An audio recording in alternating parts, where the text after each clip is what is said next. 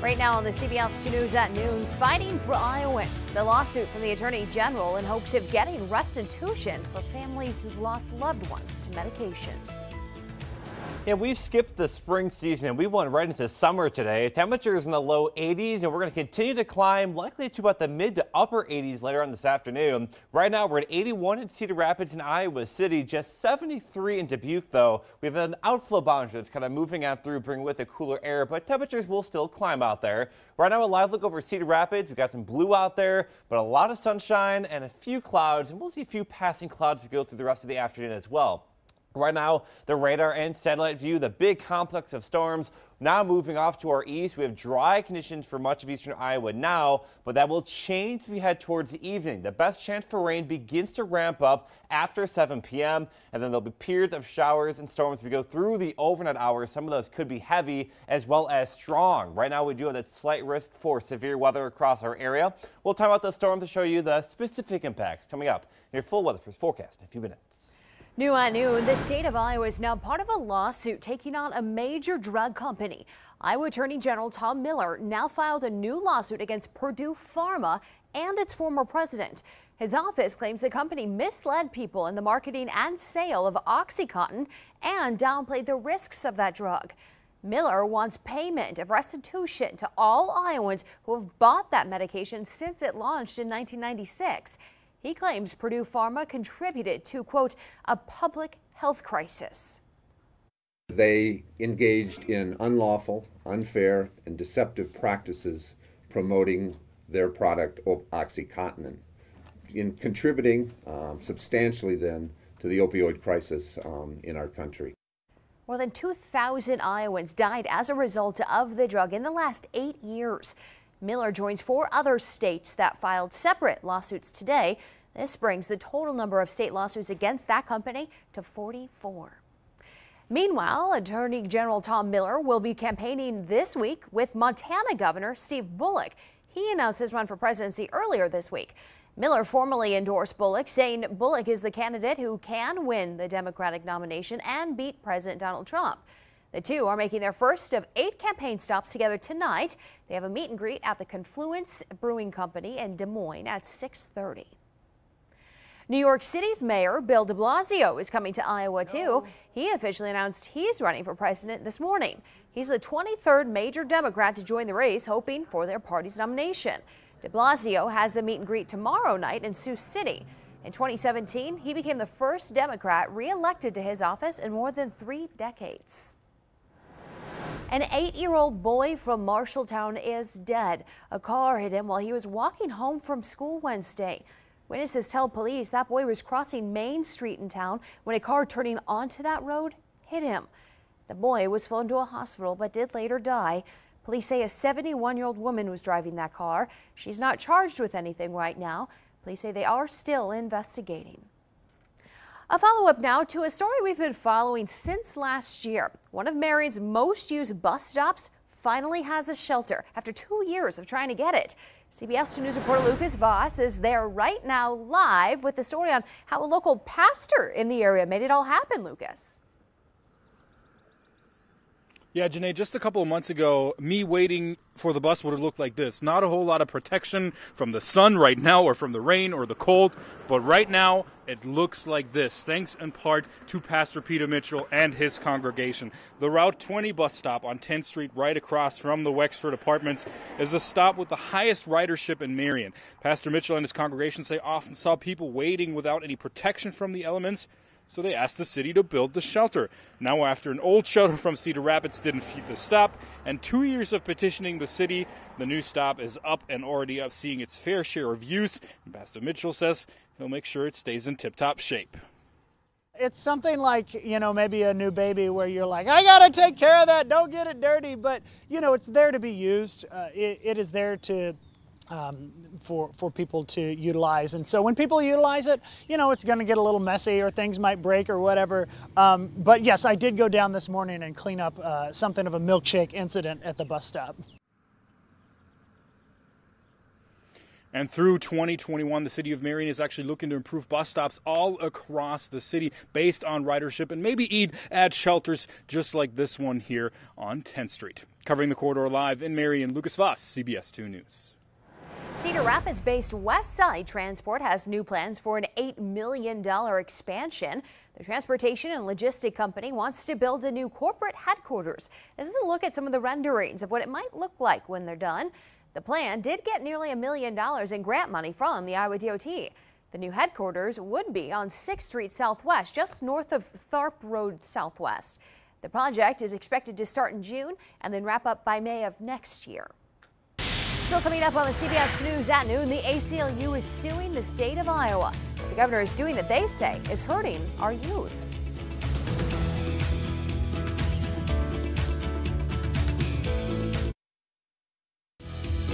The following segment is sponsored by Tryon Investments.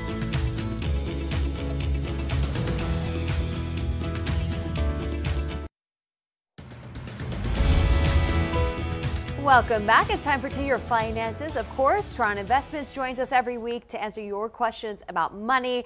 And today we're talking about the 4 steps to secure a long retirement, because who wants a short retirement? So you got to invest long term if you want a long retirement. Absolutely. And so I think a lot of people get this wrong, or at least maybe you don't understand when they first start getting invested what long term actually means. Okay. For us, that typically will mean at the minimum 10, 15, 20 years. If you're going to need money and you're saving up for maybe a mortgage in the next, or buying a house here in the next couple of years, it's better to keep that in a bank account or layer out CDs. The big thing that we see, especially with people coming in and doing financial planning with us, is that they haven't thought in this long-term strategy. So if the market goes down for, a year or 2 years, which is it happens over the course of these business cycles, they want to pull that money out. So we've seen oftentimes people have come in, and you saw the financial crisis in 08 and 09. They still have been in cash, so they've missed out on 200, 300% returns if they would have left that money in and stuck to that long-term strategy. So staying to that is key. And then we talk a lot about always diversifying your portfolio. You want to stay on top of that, especially long term. Absolutely. So when you're younger, typically people are a little bit more aggressive, and what that typically will mean is more exposure to the stock market. As you start to get older, you get into retirement, you get more into the fixed income or bonds. The big thing or red flag that we'll see with people that'll come in again with the financial planning is if they're working and they get stock through work. So oftentimes they'll think, hey, maybe I'm being a good employee if 75 or 100% of my portfolio is invested in the same stock of the company that I work at. Can be kind of a double whammy in the case, again, going back to like the financial crisis, where you may have gotten laid off and then the company's not doing well. So if all your 401ks attached to that, you're going to start to really struggle. So we kind of limit that to about 10-15%. But again, you're going to want to stay diversified: international, growth, value, domestic, fixed income, real estate, etc. And they're always sneaky. You always got to keep an eye out for those fees. And this is the biggest thing. Typically and traditionally here in the past 5-6 years, you've seen a huge switch in the industry, moving away from mutual funds and moving away from the higher cost products. So in some of the front-loaded or A-class share funds, they'll charge you 5.75% up front. Then it's going to charge you inside of the fund about 1.5% a year, and then you're probably paying an advisor on top of that. So from square one, you're down 7-8%, and it's not just that much back up to get whole. So for us, we utilize a lot of ETFs. There'll be some mutual funds in there, but typically you just want to lower your costs as much as possible to enhance that compound interest over time. And then, of course, the longer you save, the more money you'll have. Absolutely. So for people that retire early, or the majority of them, they started retiring or saving for retirement rather, in their early to mid-20s. Typically, we'll try and recommend 10% a year of what you would earn at work. You kind of stock away. As you start to earn more money, maybe try and save a little bit more. So for those that have saved 15 or 20% over 20, 30 years, they've really built up a nice nest egg and been able to retire early. So this is kind of just the tip of the iceberg when it comes to having a successful long retirement. And of course, Tryon Investments is always there to help you out with more. And they've got free consultations to sit down with you and figure it all out. You can check them out on their website or give them a call at the number right here on your screen. Still coming up on the CBS 2 News at noon, the president wants to change the process of legal immigration, but why handling DACA recipients isn't included in this whole proposal.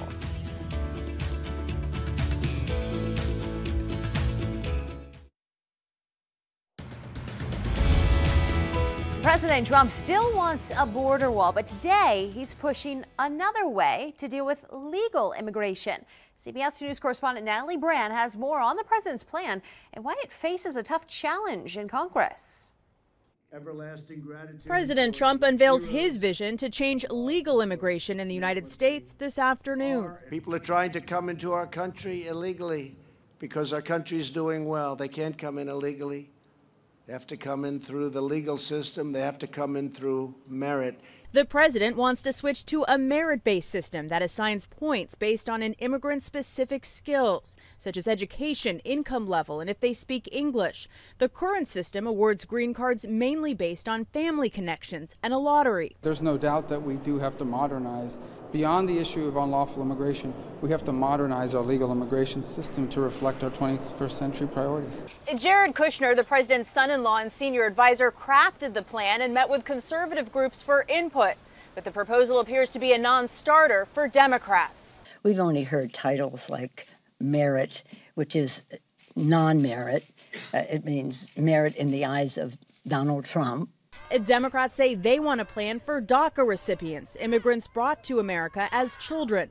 The White House says it was kept out on purpose. Every single time that we have put forward or anyone else has put forward any type of immigration plan and it's included DACA, it's failed. Many lawmakers acknowledge the plan faces an uphill battle in Congress, keeping immigration as a hot topic on the 2020 campaign trail.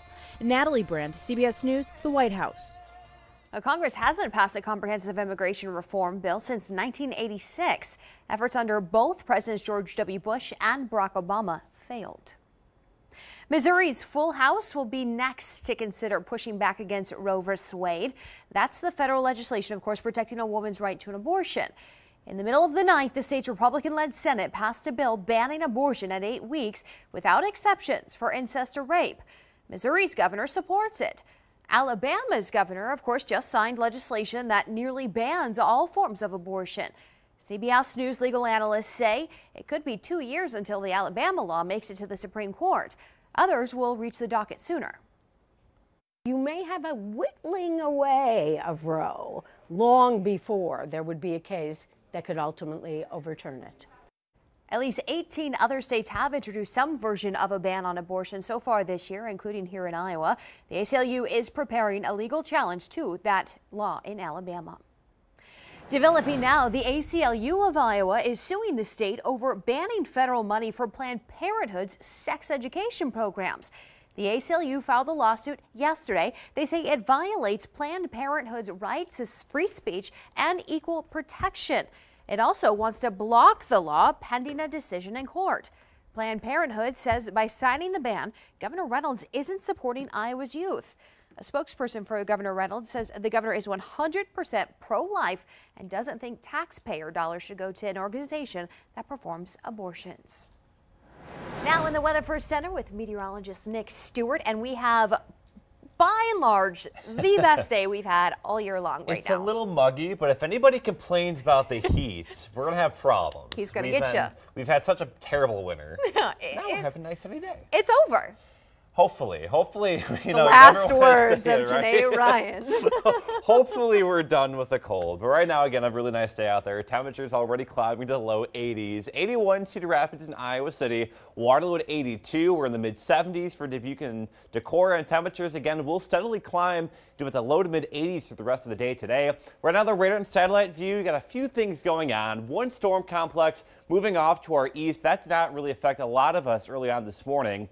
But it did kick out what we call an outflow boundary, a boundary that's kind of stalling out right over eastern Iowa right now, and that could be the focus for renewed thunderstorms later on this afternoon and evening. Right now here, we kind of colored in the instability. We talk a lot about it, the fuel for thunderstorms. There's a lot of it right now all across eastern Iowa, and this will lead to showers and thunderstorms later on this evening into the overnight hours. Now, the biggest focus will likely be along this outflow boundary and where it intersects with this approaching cold front. That is something we'll be watching as we head through the early evening hours or so. So your weather impacts for today: breezy, much warmer. Temperatures low to mid 80s, a lot more humid as well. It's definitely going to feel a lot more like summer out there.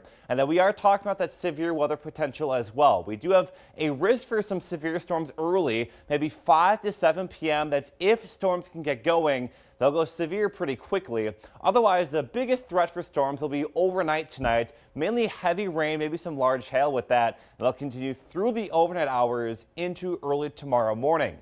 Right now, the Storm Prediction Center has a slight risk for severe weather, which encompasses much of our area. The main impacts this evening and overnight: hail and damaging wind gusts. And through the overnight hours, it'll mainly be a hail event. But everyone, of course, will be under that risk for heavy rainfall as well. A lot of moisture in the air. You can feel it. Will lead to some pretty hefty thunderstorms.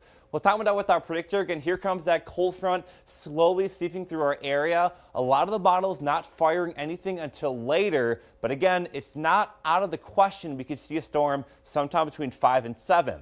After sunset, though, that's when the bulk of the storms begin to form along this boundary. You can really see it starts intensifying through the overnight hours. Showers and storms continuing throughout the night into early tomorrow morning. This boundary basically stalls off to our south. Pieces of energy will ride along it and to the north, meaning showers and thunderstorms through the day tomorrow, and that continues through the weekend as well.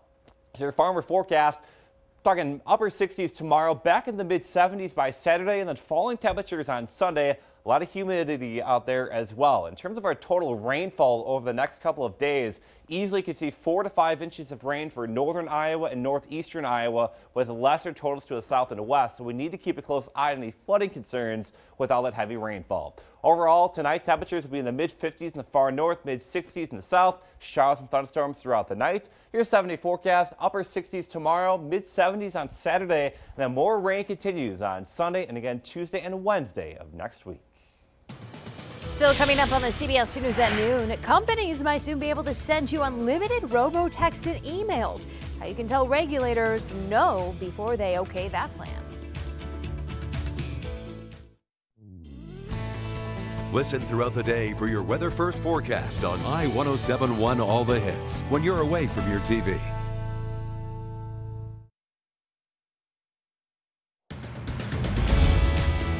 The FCC is proposing a new plan that would let phone companies automatically block robocalls so you don't get them. Now, the technology already exists, but some companies haven't used it because they worry it's illegal. If the FCC's plan is approved, it could go into effect this year. But other new changes could allow debt collectors to send an unlimited amount of texts and emails instead. CBS News correspondent Mary Maloney explains the new proposals. A torrent of texts. Debt collectors may soon get the green light to bombard you with unlimited text messages and emails. That's if new rules proposed by the Consumer Financial Protection Bureau get approved. The proposal would limit the number of calls a debt collector can make, but the new rules would allow them to reach out to you via email and text messages. Under the proposed regulations, debt collectors would be restricted to only 7 calls per week. Once they reach that limit, they're required to wait at least a week before calling again. But based on the proposed changes, debt collectors would be able to text and email you as many times as they want. There's no cap on the number, though you could unsubscribe from receiving the messages. However, they are banned from contacting consumers on work emails or via social media.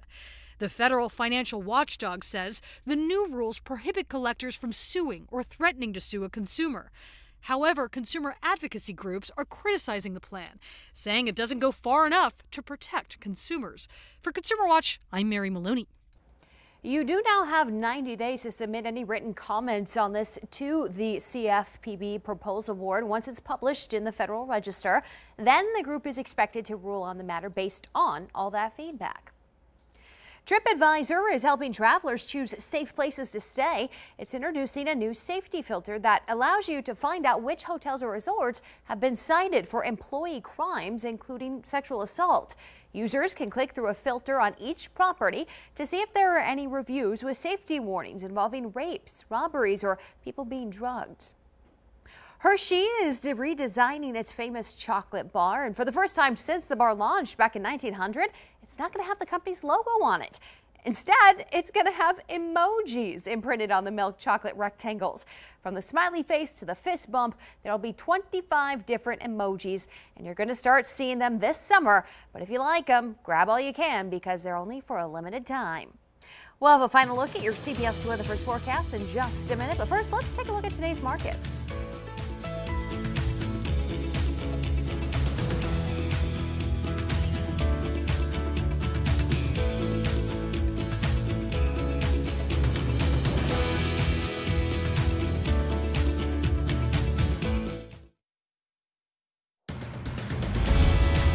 Nick, you know we love our national days, right? Of course. Today is Love a Tree Day because trees need love. They give us food, shade, building materials. They stop erosion and they keep our air clean so we can breathe.